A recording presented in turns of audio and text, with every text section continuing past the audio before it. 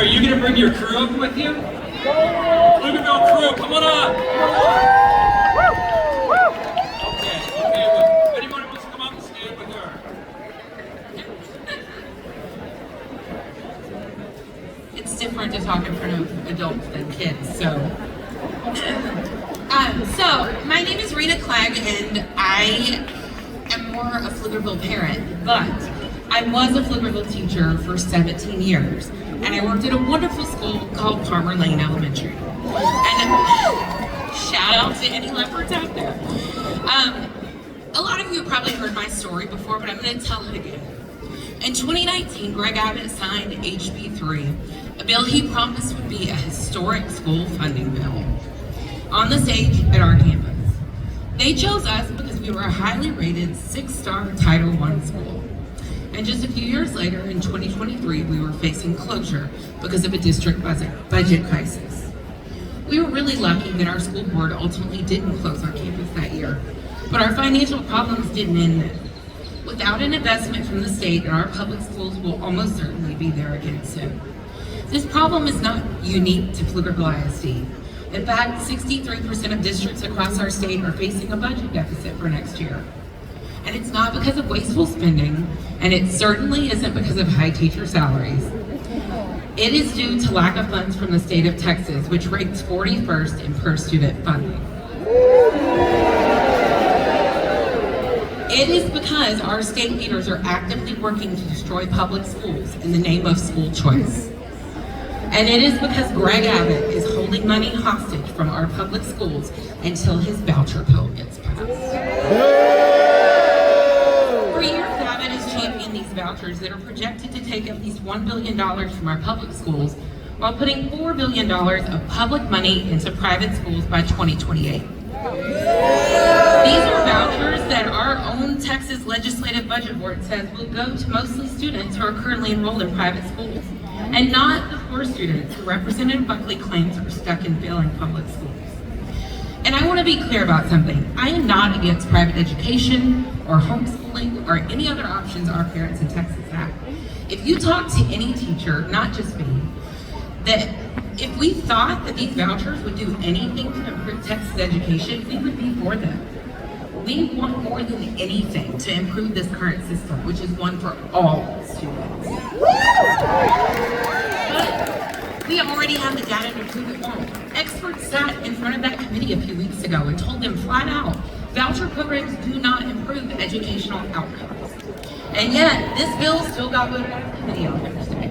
They could limit vouchers so that wealthy people can't receive them. But reps, like the author of HB 3, Brad Buckley, refuse to do so.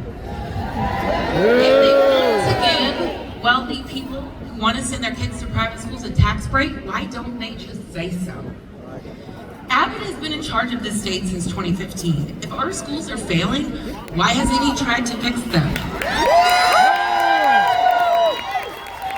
I truly believe the reason is his goal all along has been to make people lose faith in their local public schools so they could privatize education in Texas.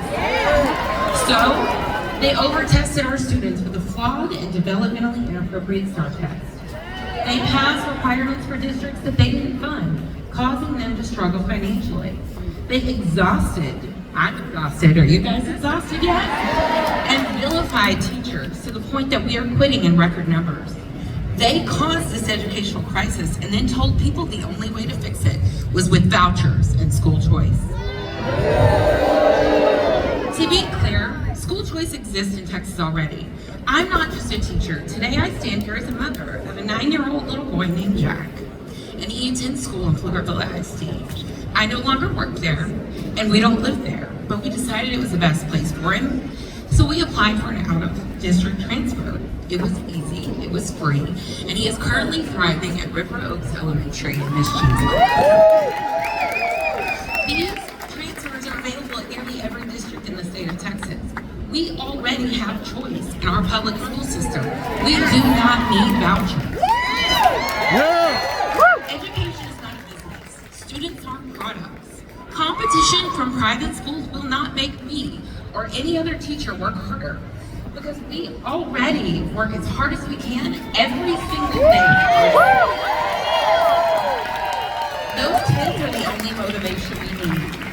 raise would be great, but what would help us even more is smaller class sizes and less high-stakes testing. Teachers did not create this crisis. We're just doing our best to operate within a system that was set up for failure and trying our best to give our students the best we can, no matter where they came from, the best opportunity to succeed. That is our job. I attended my first St. Texas School Rally in 2011.